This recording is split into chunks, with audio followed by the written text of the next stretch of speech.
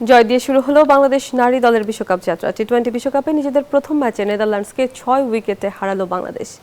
ইংল্যান্ডের বার্মিংহাম স্টেডিয়ামে টস জিতে ব্যাট করতে নেমে 140 রানের টার্গেট দেয় নেদারল্যান্ডস।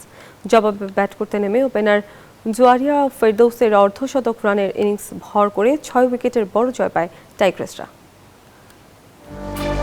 টসে জিতে আগে ব্যাট করতে নেমেই শুরুটা ভালো করতে পারেনি নেদারল্যান্ডস। দ্বিতীয় ওভারেই মারুফ আক্তারের বলে উইকেট রক্ষক নিগার সুলতানার হাতে ক্যাচ তুলে দেন ওপেনিং ব্যাটার ফিবি মোকেনবোয়ের। পঞ্চম ওভারে দলীয় 36 রানে ফারিয়া তৃষ্ণার বলে একই কাজ করেন ওপেনার হিদার সিজার।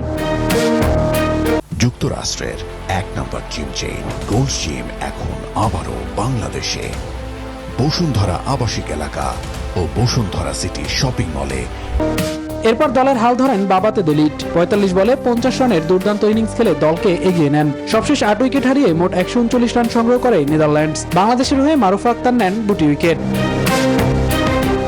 জবাবে ব্যাট করতে নেমে দারুণ শুরু করে বাংলাদেশ। 47 বলে 67 রানের জুটি গড়ে দলকে এগিয়ে দেন দুই ওপেনার জুয়াইরিয়া ফেরদৌস ও দিলারা আক্তার। 33 বল খেলে অর্ধশতক রান করেন ওপেনার জুয়াইরিয়া ফেরদৌস।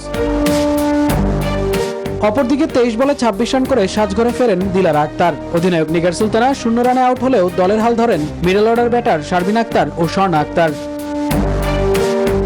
শারমিন আক্তারের 32 বলে 37 এবং স্বর্ণা আক্তারের 17 বলে 18 রানের ইনিংসে ভর করে 6 উইকেট হাতে রেখেই দুর্দান্ত জয় তুলে নেয় টাইগ্রেসরা। 33 বলে 50 রানের ইনিংস খেলে ম্যাচ সেরা হন জুয়াইরিয়া ফেরদৌস।